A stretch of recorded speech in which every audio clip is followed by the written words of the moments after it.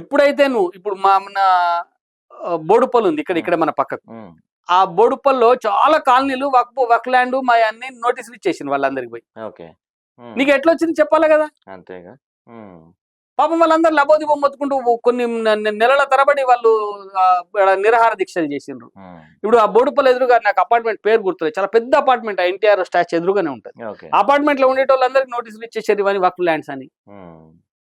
అనుకోండి, భూమి middle class employee ఈఎంఐలు కట్టుకుంటూ ఒక అపార్ట్మెంట్ కొనుక్కొని దాన్ని రిజిస్ట్రేషన్ చేసుకొని ఉంటే నువ్వు ఇవాళ పోయేది వక్ ల్యాండ్ దీన్ని మేము కానియము అంటే ఎట్లయితుంది? నీకు ఎట్లా వచ్చింది నీకు? మరి ఇప్పుడు ఈ అమెండ్మెంట్ వల్ల వాళ్ళకి ఏమన్నా బెనిఫిట్? ఇప్పుడు అమెండ్మెంట్ వల్ల ఏంటంటే ప్రభుత్వం వక్ఫ్ అనగానే ఇదివరకు లాగా వక్ఫ్ అనగానే వక్ఫ్ భూమి ఇది అని చెప్పడానికి లేదు. నీకు ఎట్లా వచ్చిందని ఇప్పుడు వక్ఫ్ బోర్డు నిరూపించుకోవాలి.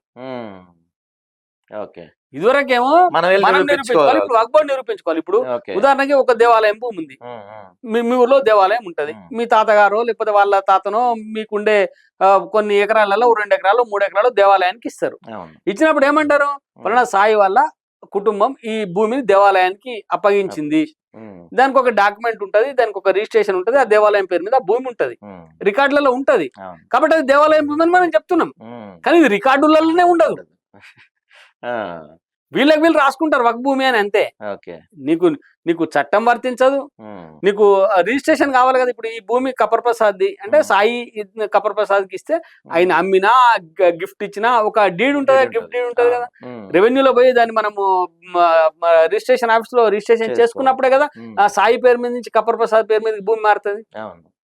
వక్ఫ్ లో అది లేదు, వీడు రాసుకుంటే అయిపోయాయి, అది వక్ భూమి అయిపోతుంది. వాడు ఒక గెజిట్ నోటిఫికేషన్ ఇస్తే ఇప్పుడు సాయి భూమి అంతా కూడా వివాదంలో పడిపోతుంది, అయిపోతుంది. అసలు నువ్వు నీ దగ్గరకు వచ్చి గుంజుకోకపోవచ్చు వాడు, కానీ వివాదంలో పడిపోతుంది కదా భూమి.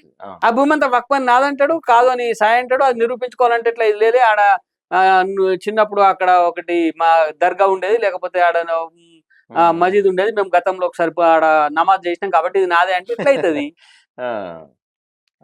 ఇది సమస్య ఇన్ని సంవత్సరాలుగా కొనసాగుతా ఉన్నది. లక్షల ఎకరాల భూములు ఆ రకంగా ప్రజలు ఇబ్బంది పడుతున్నారు. కాబట్టి దాన్ని ఎలా క్లారిటీ తీసుకొని వచ్చింది ప్రభుత్వం.